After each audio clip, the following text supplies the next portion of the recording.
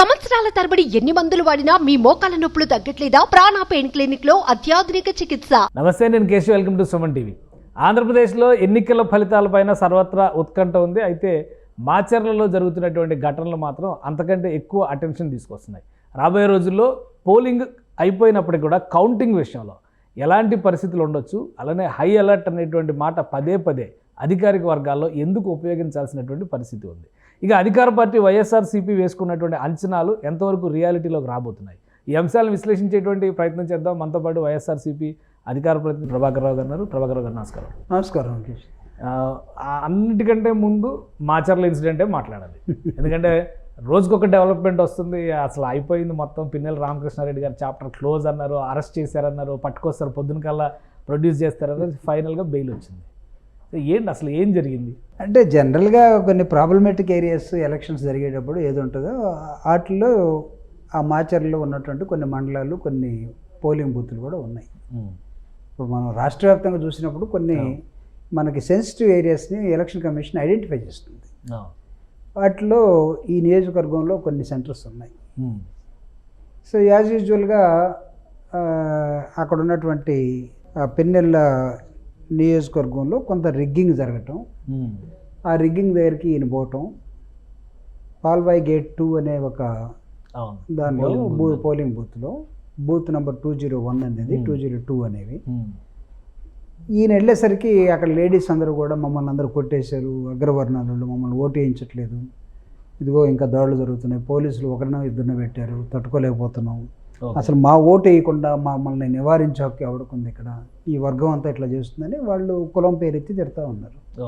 ఈయన సరే లోపలికి వెళ్ళి, ఎందుకంటే is authorised person, being contesting candidate, authorised person polling బూత్లోకి వెళ్ళచ్చు. సో వెళ్ళిన తర్వాత ఏం చేసిందంటే ఒక సెన్సిటివ్ ఇన్సిడెంట్స్ జరిగింది, నో డౌట్ అబౌట్ ఇట్. అతను కోపం మీద నాకు రావాల్సిన ఓట్లన్నీ వీళ్ళే రిగ్గింగ్ చేసేసుకున్నారు కానీ ఆ ఈవీఎం అని ఎత్తి కింద పడేసాడు. సో దానివల్ల పెద్ద నష్టం జరగలేదు అని చెప్పేసి ఎలక్షన్ కమిషన్ వాళ్ళే సాయంత్రానికి మొత్తం రివ్యూ చేస్తూ రివ్యూలో చెప్పాడు, there are 11 incidents which are recorded, వాటన్నిటికీ రీపోలింగ్ కూడా అవసరం లేదు, ఎందుకంటే ఇన్స్ట్రుమెంట్స్ కూడా పెద్ద డ్యామేజ్ కాలేదు అని వాళ్ళే చెప్పేశారు. ఎలక్షన్ అయిపోయింది. దానికన్నా ముందు ఈ సెన్సిటివ్ ఏరియాస్ ఉన్నాయి, ఇక్కడ పోలీసులు డిప్లాయ్మెంట్ ఎక్కువ జరగాలని పిన్నెల్లి 11వ తేదీ నాడు ఎలక్షన్ కమిషన్కి ఒక లెటర్ రాశాడు. దాన్ని పెద్దగా పట్టించుకోలేదు. ఎలక్షన్ జరిగే రోజు కూడా ఉదయం 11:33 ఒక లెటర్ రాశాడు, ఇక్కడ ప్రాబ్లం ఉంది, ఈ ఏరియాస్లో మీరు పోలీసులను ఎక్కువ మందిని పెట్టండి, ఒకరిద్దరిని పెట్టారని. దాన్ని కూడా పెద్దగా పట్టించుకున్నట్లేదు. అగైన్ 6:10 ఒక లెటర్ రాశాడు. అంటే టోటల్గా పిన్నెల్లి వైపు నుంచి చూస్తే అతను చెప్పుకున్నాడో లేదో తెలియదు కానీ దాదాపు ఒక 3 అటెంప్ట్లు ఈ 2 లెటర్స్. 11వ తేదీ లెటర్ ఇంకా నేను చూపించను మీకు. దాన్ని మెన్షన్ చేశాడు. ఇక్కడ రీపోలింగ్ జరగాలి అని కూడా 6-10 రాసిన లెటర్లో కూడా రాశాడు. కమిషనర్ మేనా గారు is nice officer, no doubt about it.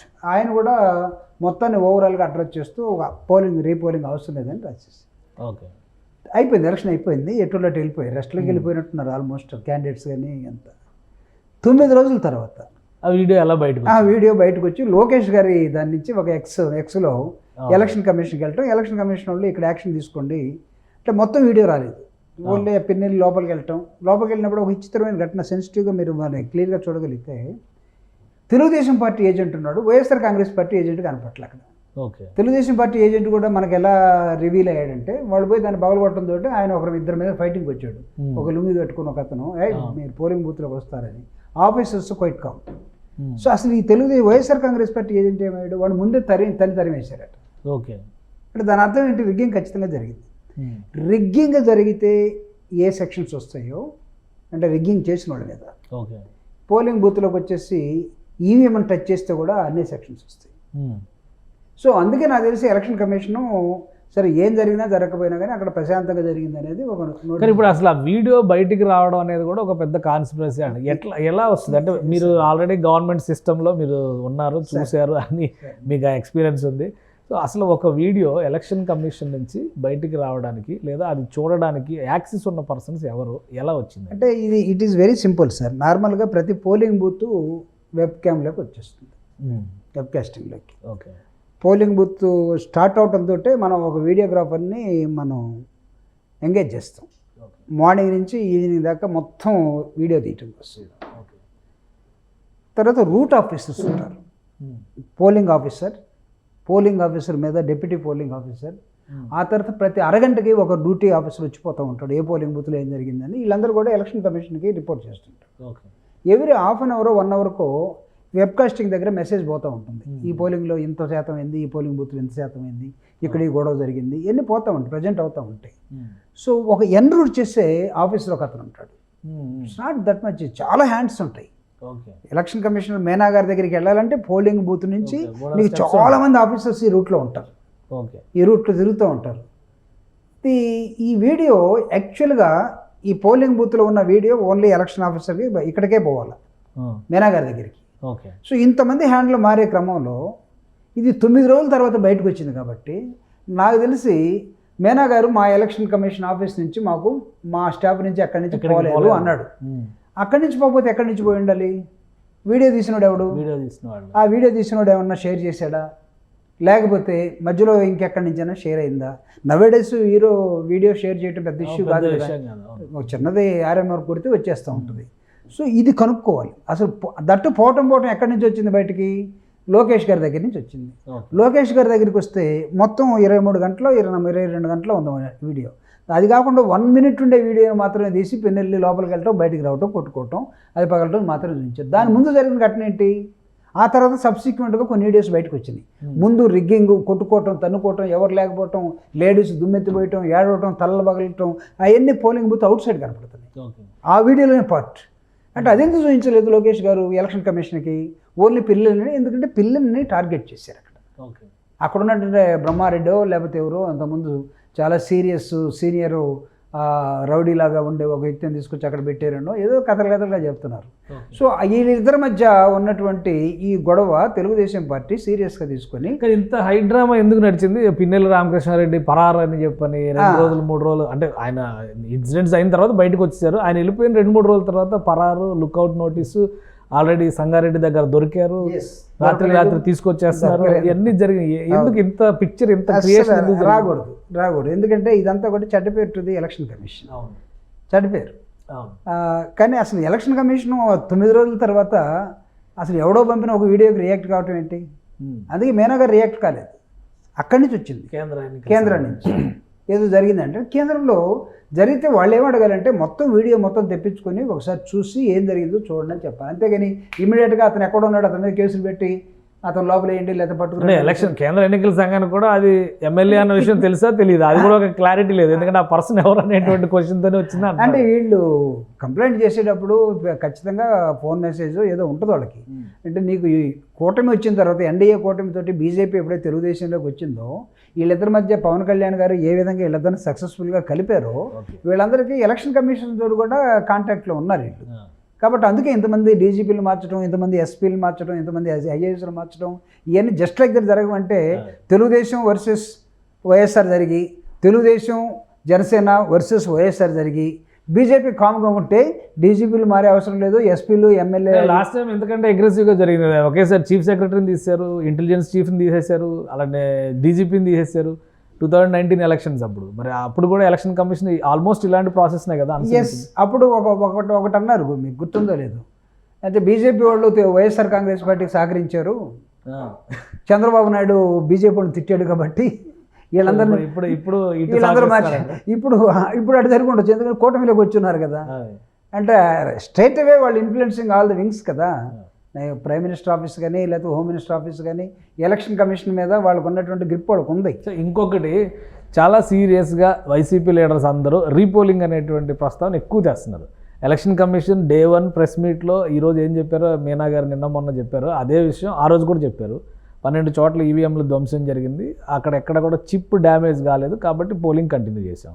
Plus technicalities కూడా వెరిఫై చేసినాకే మేము ఫర్దర్గా ప్రొసీడ్ అయ్యాం, కాబట్టి రీపోలింగ్ అవసరం లేదని. అంబటి రాంబాబు గారు కోర్టుకి వెళ్తారు, పిన్నెల్లి రామకృష్ణారెడ్డి గారు మళ్ళీ ఇప్పుడు ఈ ఇన్సిడెంట్ తర్వాత ఇవన్నీ రీపోలింగ్ అనేటువంటిది ఎక్కువ హైలైట్ చేస్తున్నారు. ఎందుకు అంత రీపోలింగ్ చేయాల్సినంత నెసెసిటీ ఉందా, లేదా ఇది పొలిటికల్గా ఆడుతున్నటువంటి గేమా? అంటే ఒకవేళ దాని ఇంటెన్సిటీ నిజంగా జరిగి ఉండి కోర్టుకి వెళితే ముందుగానే, అంటే ఈ ఘటన కన్నా ముందు ఎవరైనా వెళ్ళుంటే వాళ్ళకి కొన్ని అనుమానాలు ఉండొచ్చు. ఈ ఘటన తర్వాత వెళ్తున్నారంటే అది మా పార్టీ కానీ ఇంకోళ్ళైనా కానీ. ఓకే. అంటే తెలుగుదేశం పార్టీ ఒక పక్క సిస్టమేటిక్గా ఆఫీసెస్ మార్చుకొని రిగ్గింగ్ చేసి, వాళ్ళకి రిగ్గింగ్ సరిగా జరగలేదు, ఒకడు వచ్చాడు అడ్డం తిరిగాడు, ఈయన ఏదో విధంగా తోసేయాలి అవతల కానీ వీడి మీద కంప్లైంట్ చేసినప్పుడు ఆటోమేటిక్గా మాకు కూడా అనుమానం వస్తుంది కదా, మిగతా 10 స్టేషన్లో ఏం జరిగి ఉంటుంది. కాబట్టి అవి కూడా బయటికి తీయండి.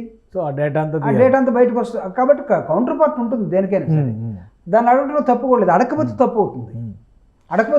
ఇప్పుడు ఓవరాల్గా రాష్ట్రం అంతా ఒక చర్చ నడుస్తుంది. రోజు ఈ ఇన్సిడెంట్స్ బయటకు రావడం, 4వ తేదీన కౌంటింగ్ జరిగే సమయంలో కానీ, రిజల్ట్ వచ్చే సమయంలో కానీ ఏదో చాలా సివియర్గా ఉంటుంది, ఉత్పాతం జరిగిపోద్ది, ఆంధ్రప్రదేశ్ అల్లకల్లం అయిపోద్ది అంటారు. ఏంటి అలాంటి వాతావరణం? నాకు తెలుసు అలాంటిది ఏముండదండి.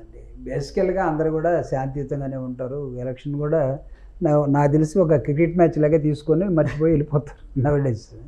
అంతేగాని ఇంతలోన ఒకవేళ జరుగుతాయని అనుకుంటే, మేమైతే వైఎస్ఆర్ కాంగ్రెస్ పార్టీ ఇప్పుడు జగన్మోహన్ రెడ్డి గారు ఉన్నారు, ఏమన్నా ఈ భయంకరమైన ధోరణిలో ఏమన్నా దాన్ని వెల్లడించాడా?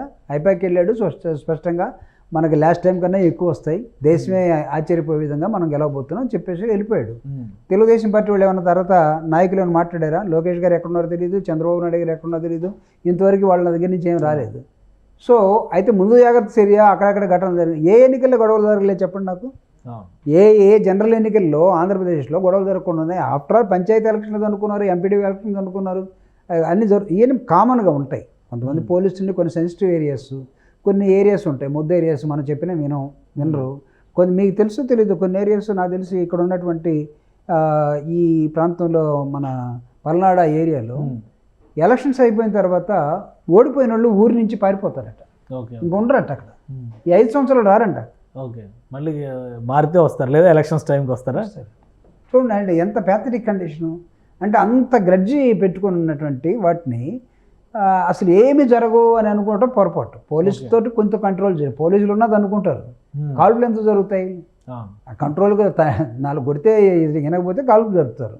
సో పోలీసు ఉన్న జరుగుతాయి. కాబట్టి పోలింగ్ రేపు కౌంటింగ్ రోజు this is only anticipation. Okay, అంటే ఈ ఘర్షణ అలర్ట్నెస్ అంతే, ఎక్కువ జరగటం, మాస్ డ్రిల్లింగ్ చేయటం. ఇప్పుడు మన పల్నాడుకు వచ్చినటువంటి ఎస్పీ గారు మాలిక్ గారు వెంటనే పోలీసులందరూ కూడా కంట్రోల్ తీసుకుని మీరు పెరేడ్ పెట్టండి అంటే సిటీస్లో ఎక్కడైనా సమస్యాత్మక ప్రాంతాలు ఉంటేనే అది చెప్పడం జరిగింది. అంటే ఒక రిహార్సల్ లాగా ఎవడైనా బయటకు వస్తే రేపు తంతాం అన్నట్టుగా చెప్తున్నారు. ఎలక్షన్ నాకు తెలిసి అంత రబ్బిష్గా ఉండి ఎలక్షన్లో ఓడిపోయినోడు లేదా గెలిచినోడు తనుకునే ఇదైతే ఏముండదు. నా request to the people also, గెలిచినోడు ఓడినోడు బాగానే ఉంటారు, అనవసరంగా ఉన్నవాళ్ళు మధ్యలో ఇబ్బంది పడద్దని కూడా నేను చెప్తాను. రైట్, మా పార్టీ నుంచి అయితే ప్రొవోకేషన్ ఉండదు. ఓకే, మీ పార్టీ నుంచి చూస్తే జగన్మోహన్ రెడ్డి గారు వెళ్తా ఒక మాట చెప్పేసి వెళ్ళిపోయారు. రకరకాల సర్వేలు వస్తున్నాయి, రోజుకొకటి చెప్తున్నారు, ఒకళ్ళు ఇటు అంటున్నారు, ఒకళ్ళు అటు అంటున్నారు. ప్రజలు కూడా అదే స్థాయిలో ఒక అయోమయంలోకి వెళ్తున్నారు. అందరికంటే ఎక్కువ కన్ఫ్యూజ్ అవుతుంది బెట్టింగ్ మహారాజులు. అసలు ఏం జరుగుతుంది నిజంగా? ఈ రోజు ఇటు అంటారు, రేపు అటు అంటారు. ఏంటి అసలు వైఎస్ఆర్సీపీ అంచనా ఏంటి? మనకేమైందంటే సార్, పాలిటిక్స్లోకి నార్మల్గా ప్రజలకు సేవ చేయడానికి వచ్చేవాడు ఉంటే గొడవలు ఉండవు. ప్రజలకి సేవ చేయడానికి, వీళ్ళు ప్రజలకు సేవ చేయడానికి అలవాటు లేని వాళ్ళందరూ కూడా రాజకీయాల్లోకి వచ్చేసారు. ఓకే, ఎవరు వచ్చారు అలాగా? చాలామంది అన్ని పార్టీల్లో. వీళ్ళందరూ ఎవరో ఆయన చూస్తే ఈజీ మనీకి అలవాటు పడ్డవాళ్ళు. అంతకుముందు అమ్మ అబ్బాయి సంపాదిస్తే డబ్బులు ఉన్నవాళ్ళు వచ్చిన తర్వాత వీడు కూడా సంపాదించాలి కాబట్టి బెట్టింగ్ల మీద ఆధారపడుతున్నాడు. ప్యాకెట్ బెట్టింగు లేకపోతే ఇంకో రకరకాలు ఈజీ మనీ కోసం. అంతేగాని బెట్టింగ్ రాయని చూసి మనం ఇది వస్తుంది, ఇది ఓడిపోతుంది, దీనికి ఇన్ని వస్తాయి, దానికి ఇన్ని వస్తాయి. ఇప్పుడు ఎట్లా అయిపోయిందంటే మండలం లెవెల్లో కూడా ఎవరు గెలుస్తాడో బెట్టింగ్లు వచ్చినాడు. ఇంతకుముందు రాష్ట్రం ఎవరు వస్తారు, లేకపోతే పోలింగ్ బూత్లు కూడా ఏ పోలింగ్ బూత్లు ఎక్కువ వస్తాయి, ఏ పోలింగ్ ఇప్పుడు అక్కడ దాకా వెళ్ళిందట. అంటే వీళ్ళంతా ఈజీ మనీకి అలవాటు పడిన బ్యాచ్ ఒకటి ఉంది, సోంబేర్లు, రాజకీయాలని పొల్యూట్ చేసేవాడు. అసలు కరెక్ట్ అయితే ఎవడైతే కంటెస్ట్ చేస్తున్నాడో వాడికి నిజంగా సర్వీస్ ఓరియంటేషన్ ఉందా లేదా అని చెక్ చేసి టికెట్లు ఇస్తే ఈ గొడవలు ఉండవు. ప్రజాసేవకు వచ్చినవాడు ఎలా ఉండాలంటే, ఒకటి సార్ కేశవులు గారు, రాజకీయాల్లోకి వచ్చేవాడికి ఒకటి ప్రజల్ని, మనిషిని ప్రేమించే గుణం ఉండాలి. మనిషిని, తన నియోజకవర్గంలో ఉన్నవాళ్ళని కాదు, మామూలుగా మనిషిని ప్రేమించే గుణం ఉండాలి. రాజకీయాల్లో ఉన్నవాడు దాంతోపాటు ఏం తెచ్చుకోవాలంటే ప్రజలంటే భయం కూడా వాడికి ఉండాలి. మనిషి అంటే ప్రేమ ఉండాలి, మనిషి అంటే భయం కూడా ఉండాలి. ఈ రెండు ఉన్నవాడైతే గొడవలు జరగవండి. ఎందుకు ప్రేమ ఉండాలి? నీ సర్వీస్ అదే కదా. మదర్ తెరీసాని మనం చూసాం, ఆమె ఎవరో చెప్తే వచ్చిందా? లేకపోతే చాలామంది కొన్ని ఫౌండేషన్స్ మనం చూస్తాం, చిన్నపిల్లల కోసం, ఆర్ఫన్స్ కోసం, ఓల్డ్ ఏజ్ వాళ్ళ కోసం, వీళ్ళందరికీ ఎవరు చెప్తే వచ్చారు వీళ్ళు? బట్ దీనిలో మాత్రం రావడంతో నీ దగ్గర 100 కోట్లు ఉన్నాయా? మినిమం 30 కోట్లు కావాలి కదా. పారామీటర్స్ అన్ని పెట్టింది ఆల్రెడీ రాజకీయాల్లో ఉన్నోళ్లే కదా. చెప్తున్నా, అది ట్రెండ్ ఎలా అయిపోయింది. జనం కూడా నేను 2014 నేను నిలబడితే నన్ను ఒక అతను అడిగాడు, ఎంత పంచి పెడతారని అడిగినప్పుడు నా దగ్గర లేవు కదంటే, లేనోడు ఎందుకు వచ్చావు అన్నాడు. డబ్బులు లేనోడు ఎవరు రమ్మన్నారా నేను అన్నాడు. అంటే దాని అర్థం ఏంటి? సో మీరు ఎక్కడైనా తీసుకురండి, మొత్తానికి అయితే వచ్చి మాకు పంచి పెట్టండి. దానికి అలవాటు పడ్డాడు.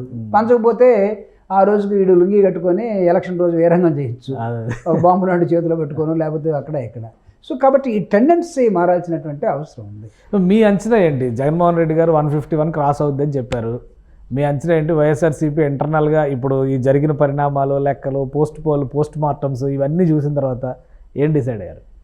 సార్ అంటే ఒకసారి గేమ్ అయిపోయింది, ఎలక్షన్ అనేది అయిపోయింది.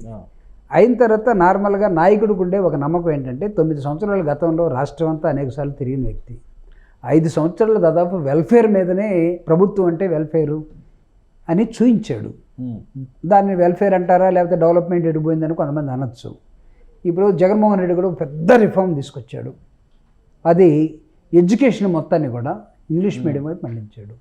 దాని ఫలితాలన్నీ కూడా ఒక 10 years తర్వాత వస్తాయి. ఇప్పుడు ఒక ప్రోడక్ట్ని మార్కెట్లోకి లాంచ్ చేసాడు అతను, ఒక ప్రోడక్ట్. ఈ ప్రోడక్ట్ వాల్యూ సరిగా తెలియాలంటే వాడు 10th క్లాస్ అయిపోవాలి, ఇంటర్మీడియట్ అయిపోవాలి. అప్పుడు వీడు నేషనల్ ప్రోడక్ట్ అవుతాడా, ఇంటర్నేషనల్ ప్రోడక్ట్ అవుతాడా, ఈ డిమాండ్ అనేది తేలుతుంది. సో జగన్మోహన్ రెడ్డి గారు కొన్ని ప్రోడక్ట్స్ని తయారు చేశారు. అంటే ఇప్పుడు ఆయన ఇచ్చిన ప్రోడక్ట్స్కి ఫీడ్బ్యాక్ ఇది ఎలక్షన్ అంతే కదా. ఆ ఫీడ్బ్యాక్ పైన మీ ఎక్స్పెక్టేషన్? That's what. ఆ ఫీడ్బ్యాక్ మీద జగన్మోహన్ రెడ్డి గారు చెప్పింది ఏంటంటే, గతంలో కన్నా 150 కన్నా ఈసారి ఇంకా ఎక్కువ వస్తాయి. ఎందుకు చెప్తున్నామంటే, నేను కూడా కొంత అనుమానం పడ్డా. ఏంటి అసలు బాగా టైట్గా ఉందని బయట నుంచి వస్తూ ఉన్నాయి, సీఎం గారు ఇలా చెప్పగలిగారు ఏంటంటే, అంటే ఆయనకున్నటువంటి మెసేజ్ కానీ, ఆయనకున్న great confidence of the people కానీ, ఆయన గవర్నెన్స్ చేసిన విధానం కానీ, 2,70,000 కోట్ల రూపాయలు ప్రభుత్వం, ఏ రోజు ప్రభుత్వం డబ్బు తిననటువంటి సెక్షన్స్కి ఇదిగో ఈ స్కీమ్ ద్వారా ఇది తీసుకుని ఇచ్చారు. గతం అంతా ఏంటి, ఎవడో రోడ్లు వేసేవాడు, ఎవడో కాంట్రాక్టర్, లేకపోతే ఎవడో పార్టీ వాడు, అనుకోవడం వాళ్ళకే పోతాయి. ప్రభుత్వం అంటే మనదేముంది, ఓటు వేసిన తర్వాత ఓటుకు ఒక 200 ఇస్తాడు, బిర్యానీ ఇస్తాడు, సారా ఇస్తాడు, లేకపోతే ఏదో పోతుంది. కానీ ఈసారి మనం అడగకుండానే జగన్మోహన్ రెడ్డి గారు ఎవరు అడగలేదు, ఎడ్యుకేషన్ పాలసీ తీసుకొచ్చాడు, వెల్ఫేర్ పాలసీ తీసుకొచ్చాడు, వ్యవసాయం పాలసీ తీసుకొచ్చాడు. అసలు దేశం మొత్తం ఆశ్చర్యపడే విధంగా ఒక ట్రాన్స్పరెన్సీ 2,70,000 కోట్ల రూపాయలు ఆయన ఒక పైప్ లైన్ ద్వారా పంపిస్తే, ఆ పైప్ లైన్లో ఎక్కడ లీకేజెస్ లేవు, ఎక్కడ రికమెండేషన్స్ లేవు. చివరున్నవాడికి ఎండ్ పాయింట్లో ఉన్నవాడికి అది రీచ్ అయింది, ఒక్క పైసా కూడా అది లేకుండా. ఈ సిస్టమ్ భారతదేశంలో ఎక్కడుంది? న్యూ మెకానిజం కదా. అందుకే నేషనల్ ఉన్న ఇంటలెక్చువల్స్ కానీ లేకపోతే ప్రెస్ వాళ్ళు కానీ ఆశ్చర్యపోతూ ఉన్నారు. ఇది రిజల్ట్ సరిగా ఇస్తే ఈ మోడల్ని దేశం అంతా తీసుకోవడానికి సిద్ధంగా ఉంది. చంద్రబాబు నాయుడు గారు ఒక మాట అన్నారు ఎలక్షన్ టైంలో, మన వాళ్ళందరూ కూడా పొద్దున్న మధ్యాహ్నానికల్లా ఓటింగ్ కంప్లీట్ కావాలా, తర్వాత మీరు ఎవరు నెగ్లెక్ట్ చేయొద్దు, మధ్యాహ్నం లోపల ఎండ ఉన్నా సరే పోయి మీరు పోలింగ్ బూత్లో ఓటేసారు అన్నారు. అది మధ్యాహ్నం తర్వాత ఈ రాత్రుల్లో 10 గంటల దాకా ఉన్న వాళ్ళు ఎవరు అంటే ఆయన డౌటు. లాస్ట్ టైం పసుపు కుంకుమ అన్నాము, ఆఖరికి పసుపు కుంకుమ జగన్ పెట్టి మనకు సున్నం పెట్టారు వీళ్ళు, కాబట్టి ముందేయమన్నాడు. మధ్యాహ్నం తర్వాత వచ్చిన వాళ్ళందరూ ఎవరు? అది ఇప్పుడు ఎవరు వీళ్ళందరూ? నా దృష్టిలో ఎవరైతే జగన్మోహన్ రెడ్డి గారు ఎలక్షన్ టైంలో ప్రభుత్వం ద్వారా మీ కుటుంబానికి ఏమైనా లబ్ధి జరిగిందని ఎవరైనా భావిస్తే మీరు మాకు ఓటేయండి. ఓకే అంటే ప్రభుత్వం దగ్గర ఒక ఇంట్లో 3, 4, 5 ఇదే స్కీముల ద్వారా వచ్చి తీసుకున్నటువంటి వాళ్ళందరూ కూడా వాళ్ళు రియలైజ్ అయ్యి ఓటు హక్కుని వినియోగించుకోవడం కోసం పోలింగ్ బూత్లకు వచ్చినటువంటి వాళ్ళు. మేనా గారు ఆధ్వర్యంలో జరిగినట్టు ఎలక్షన్స్లో 82% of the people they exercise they franchising vote, వాళ్ళ ఓట్ని. అంటే 82%. మీ నంబర్ కూడా జగన్మోహన్ రెడ్డి గారు చెప్పిన నంబర్ సేమా 151 క్రాస్ అవుతుందనా? ఎందుకంటే ఒక 2-3 రోజుల నుంచి పోస్ట్ పోల్ సర్వేలు ఇవి వస్తున్న వాటిలో చూస్తుంటే ఏంటంటే ఇటు ఎడ్జ్ ఉంది, కూటమి వైపు ఉంది, జగన్మోహన్ రెడ్డి వైపు ఉన్నది, అటు వస్తుంది ఇటు వస్తుంది వర్షను. బట్ ఏంటంటే ఒక్కొక్క వర్షన్ ఒక్కొక్కలా ఉంటుంది. మీ వైపు నుంచి చూసినప్పుడు జగన్మోహన్ రెడ్డి గారు చెప్పినటువంటి పాయింట్, ఆయనకు ఉన్నటువంటి సోర్సెస్ని దృష్టిలో పెట్టుకొని కన్ఫర్మ్గా అదే ఫిగర్ అని నమ్ముతున్నారా వైఎస్ఆర్సీపీ లీడర్స్ అందరూ? ఎస్, అంటే నేను లీడర్స్ అంతా నమ్ముతున్నారో లేదో తెలియదు కానీ పర్టికులర్ నన్ను అడిగారు కాబట్టి నేను చెప్తున్నా. ఎందుకంటే కూటమి వైపు ఉన్నటువంటి ప్రజలు ఎవరు, ఓకే, జగన్మోహన్ రెడ్డి గారి వైపు ఉన్నటువంటి ప్రజలు ఎవరు, ఒక్కసారి మనం అంటే very very simple common sense తోటి కూటమి వైపు ఉన్నది అంటే నేను క్యాస్ట్ వాడచ్చు కానీ కమ్మాస్ టోటల్ పోలరైజేషన్ జరిగింది. ఓకే, అది తెలుగుదేశం పార్టీని ఓన్ చేసుకున్నారు వాళ్ళు. ఈసారి ఎలక్షన్లో మనం గెలవకపోతే అసలు ఈ పార్టీ ఉండదు కాబట్టి మనం అందరం కలిసి ఎక్కడి నుంచి అయినా డబ్బులైనా పెరక్కొచ్చి ఆ ఊర్లో ఉన్న మాలపల్లిని మాదిగపల్లిని మొత్తాన్ని బీసీలను కొనేసి మనం ఓటు వేయించుకోవాలనే దానిలోకి పోలరైజేషన్ జరిగింది ఒక కమ్యూనిటీ. ఆ కమ్యూనిటీకి కాపులు అనేటటువంటి పవన్ కళ్యాణ్కి ఫ్యాన్స్ అయితే ఎవరు ఉన్నారో వాళ్ళు యాడ్ అయ్యారు. ఓకే, అంటే ఒక కమ్యూనిటీ పోలరైజ్ అయింది, రెండో కమ్యూనిటీ కొంత యాడ్ అయింది.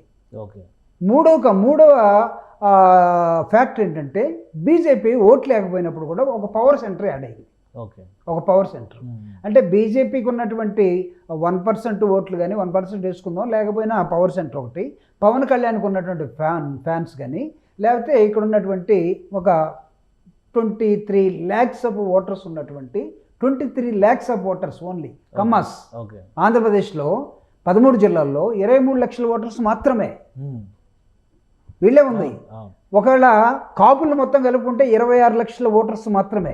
రెండు కలిపితే ఎంతండి? 60 దాకా అవుతుంది.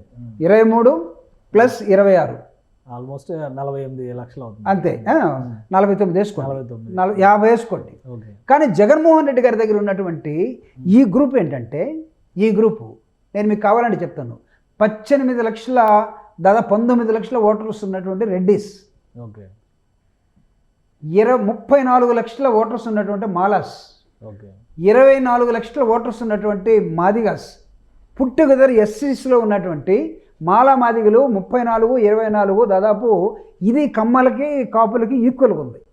అంటే ఇది కన్సాలిడేట్ అయిపోయింది అంటారా మీ ఉద్దేశం ప్రకారం? వైసీపీకి వీళ్ళందరూ గంపగొత్తగా ఓట్లు వేశారు, వాళ్ళందరూ టీడీపీ అంటే నేను +or-10%. ఓకే, అక్కడ కూడా నేను +or-10% బీయింగ్ ఏ మ్యాథమెటిక్స్ స్టూడెంట్గా నేను చెప్తున్నాను, ఒక ఇంజనీర్గా నేను చెప్తున్నాను.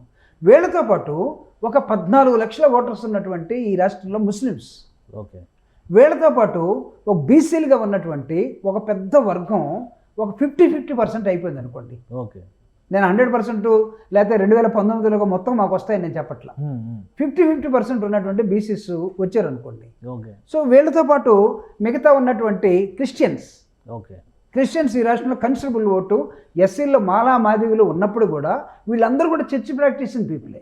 ఓకే, బీజేపీ క్రిస్టియన్స్కి ముస్లిమ్స్కి వ్యతిరేకంగా ఉన్న బీజేపీని చంద్రబాబు నాయుడు లాస్ట్ ఎలక్షన్స్లో తిట్టాడు. ఈ ఎలక్షన్స్లో కలుపుకొని మణిపూర్లో దాడులు జరిగినా లేకపోతే ఇంకొకరితో దాడులు జరిగినా అసలు చర్చికి ఎవడరా పోయేదని ప్రశ్నించే చంద్రబాబు నాయుడు ఈరోజు చర్చికి అగెనిస్ట్గా ఉన్నటువంటి ముస్లిమ్స్కి అగెనిస్ట్గా ఉన్న బీజేపీని తీసుకొని తిరుగుతున్నాడని లోపల వీళ్ళలో కన్సాలిడేషన్ వచ్చింది. ఓకే, అంటే క్రిస్టియన్స్, ముస్లిమ్స్, బీసీస్, మాలలు, మాదిగలు, రెడ్డిస్, వైశ్యాస్ వీళ్ళందరూ అంటే ఇంత దాదాపు 10 వర్గాలుగా ఉన్నటువంటి కులాలు ఒకవైపు జగన్మోహన్ రెడ్డి గారి వైపు, ఒక 3 కులాలుగా ఉన్నటువంటి వాళ్ళు చంద్రబాబు నాయుడు వైపు కూటమి. ఇప్పుడు మీరు చెప్పండి. అంటే కానీ ఈక్వేషన్స్ ప్రకారం చూస్తే, మీరు చెప్పిన ఈ సోషల్ ఇంజనీరింగ్ లెక్కల ప్రకారం చూస్తే కూడా బీజేపీ వచ్చి ఎస్సీ వర్గీకరణ ఉంది. మీరు చెప్పిన ఎస్సీలోనే బలమైనటువంటి వర్గాలుగా ఉన్న మాలా మాదిగకి సంబంధించి పోలరైజేషన్ జరిగే అవకాశం లేదంటారా? అంటే అసలు ఆ సబ్జెక్టు ఈ ఎన్నికల్లో పనిచేసేది కాదు. ఎందుకంటే అది ఇప్పుడు కాలం చెల్లి పోయింది. అది ఓకే, కోర్టు చుట్టూ తిరిగింది, అయిపోయింది. మళ్ళీ అక్కడ ఏదో ఒక కమిటీ వేశారు. అది ఇక్కడ కాదు అసలు. ఎందుకంటే దాని వైపు లేరు ఇప్పుడు. మాల్లో మాదిగలు కలిసి వాళ్ళకి ఇష్టం వచ్చినట్టు రాజకీయ పార్టీలో జగన్మోహన్ రెడ్డి గారి వైపు ఎక్కువగా 90% మాలలు, దాదాపు ఒక 60% మాదిగలు కలిసి ఉన్నటువంటి వాతావరణం. అంటే ఇప్పుడున్న పరిస్థితుల్లో రాజకీయంగా చూసినా కానీ అభివృద్ధి పరంగా చూసినా కానీ మాకు జరిగిన లబ్ధి అనేటువంటి ఈక్వేషన్లో ఏ కులము కూడా కన్సాలిడేటెడ్గా ఒక పార్టీ పక్కన నిలవడం లేదు అనేది ఒక విశ్లేషణ ఉంది. అది అంగీకరించరా మీరు? అంగీకరిస్తాను. ఎందుకంటే భారతదేశంలో అంటే ఆంధ్రప్రదేశ్లో రూలింగ్ కమ్యూనిటీస్ మనకు వచ్చేసి ఒకవైపు రెడ్డిస్, ఒకవైపు చౌదరీస్, ఒకవైపు రీజనల్ పార్టీని ఒకటి వీళ్ళు ఓన్ చేసుకున్నారు, ఒకటి వీళ్ళు ఓన్ చేసుకున్నారు. వీళ్ళిద్దరి మధ్య ఉన్నటువంటి ఈ managerial qualities down the line ఎలా పెర్క్యులేట్ అవుతూ ఉన్నాయి, ఎవరిని మేనేజ్ చేయగలుగుతూ ఉన్నారు. అంటే జగన్మోహన్ రెడ్డి గారు సోషల్ ఇంజనీరింగ్ తోటి వీళ్ళందరినీ పైకి తీసుకొచ్చి డాక్టర్ బాబాసాహెబ్ అంబేద్కర్ చెప్పినటువంటి ఈక్వాలిటీ అనే దానిలోకి ఈయన వచ్చేసాడు. అనేకమైన పదవులు కానీ, లేకపోతే పొజిషన్స్ కానీ, లేకపోతే వాళ్ళని ఎంపవర్ చేయటం కానీ, లేకపోతే దాదాపు పెన్షన్స్ కానీ అసలు ఎవడు ఊహించినంత చేసేసాడు. ఈ వైపు చంద్రబాబు నాయుడు గారు వర్గంలో ఉన్నటువంటి వాళ్ళు ఏం చేశారంటే వీళ్ళందరినీ మనం డబ్బులతో మేనేజ్ చేయొచ్చు అనుకున్నాం. ఒక పక్క సోషల్ ఇంజనీరింగ్, రెండో వైపు డబ్బులతోటి. అంటే ఆంధ్రప్రదేశ్ చరిత్ర మీరు చూసినట్లయితే ఉద్యమాలను నిర్మించి కమ్యూనిస్టు ఉద్యమాల దగ్గర నుంచి వేరీశలింగం పంతులు రాజమండ్రి దగ్గర నుంచి ఇప్పుడు ఆంధ్రప్రదేశ్లో ఉద్యమాల నిర్మాణం లేకపోవచ్చు. ఇప్పుడు అసలు ఆలోచించే పౌర హక్కులు వాట్సాప్ ఉద్యమాలే ఇప్పుడు అదే కదా, ఇప్పుడంతా వాట్సాప్. కానీ మూలాలు ఉన్నాయి. మూలాలు లేక నువ్వు ఆ తరంలో కదిలిస్తే ఒక 3 తరాలు ఫాలో అయ్యేటటువంటి తరాలు ఉన్నాయి. అంటే ఉద్యమ నేపథ్యం కలిగినటువంటి ఒక రాష్ట్రంలో నువ్వు సోషల్ ఇంజనీరింగ్ తోటి తీసుకొచ్చినటువంటి ఒక నాయకుడు. విద్య ఏ వర్గాలకు అందలేదు, ఆరోగ్యం ఏ వర్గాలకు అందలేదు, అధికారం ఏ వర్గాలకు అందలేదు. ఇంతమందిని జగన్మోహన్ రెడ్డి గారు తీసుకున్నారు. ఇక్కడ లేదు కదా. మీరు ఓట్లని కొనాలనుకుని వచ్చారు. అంతెందుకు అసలు చెగువేరణ గురించి మాట్లాడి, తరిమిల నాగేడ్ల గురించి మాట్లాడి, పుచ్చలపల్లి సుందరయ్య గురించి మాట్లాడే పవన్ కళ్యాణ్ గారు అక్కడ పిఠాపురంలో ఓటుకి 1500 రూపాయలు ఎందుకు పంచాడు? అంటే 3000 పంచారు కదా అవతల పార్టీ వాళ్ళు. అధికారం పోటీ అన్నప్పుడు అలా పంచలేదు కాబట్టి కదా లాస్ట్ టైం 2 చోట్ల దెబ్బ కొట్టారు. సిద్ధాంతం ఏంటి?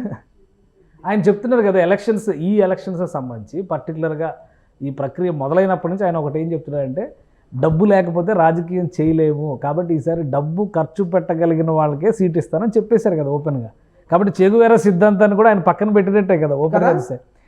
ఇప్పుడు ఆయన మాట్లాడుతుంది ఏంటంటే ఒకటే టార్గెట్, జగన్మోహన్ రెడ్డిని కూడా ఇంటికి పంపిస్తాను అంటున్నారు. సో దాని మీద చేశారని అనుకోవచ్చు.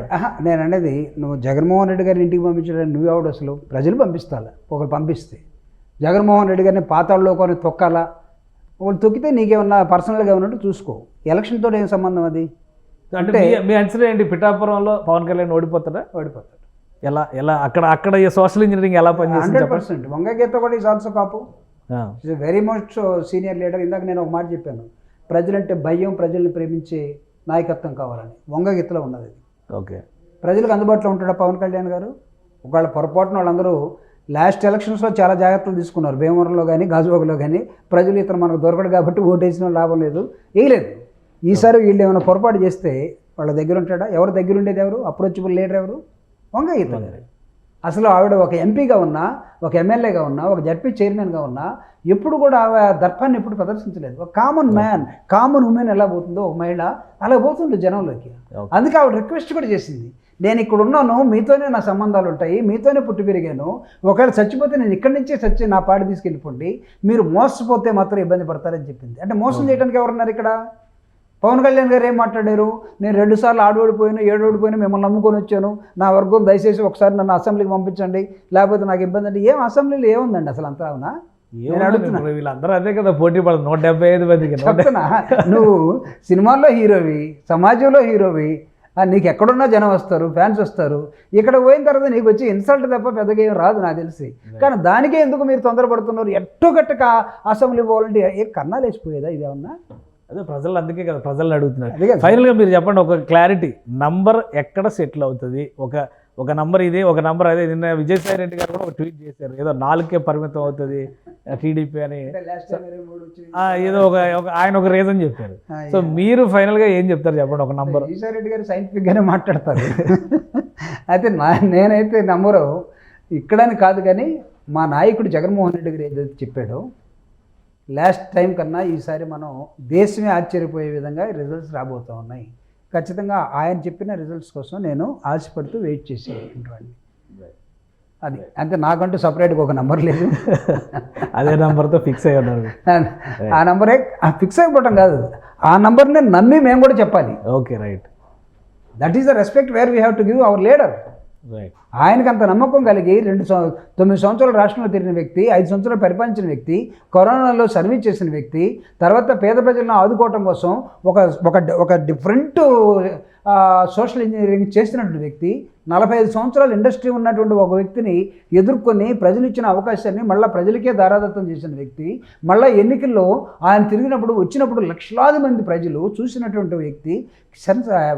ఆయనకైతే ప్రజల్ని ముఖం చూస్తేనో లేకపోతే వాడి నడవడిక బాడీ లాంగ్వేజ్ చూస్తే ఈ ఎటుంటాడని చెప్పగలిగినటువంటి కెపాసిటీ వచ్చి ఉంటుంది కదా.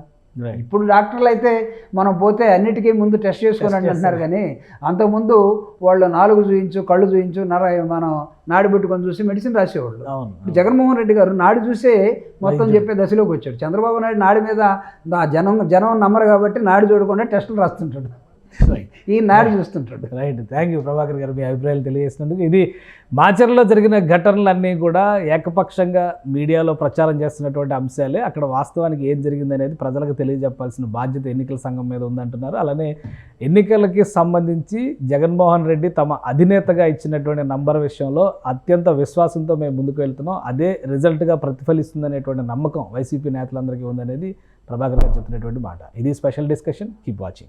సుమన్ టీవీలో మీ పర్సనల్ అండ్ బిజినెస్ ప్రమోషన్స్ కోసం కింది నెంబర్కి కాంటాక్ట్ చేయండి.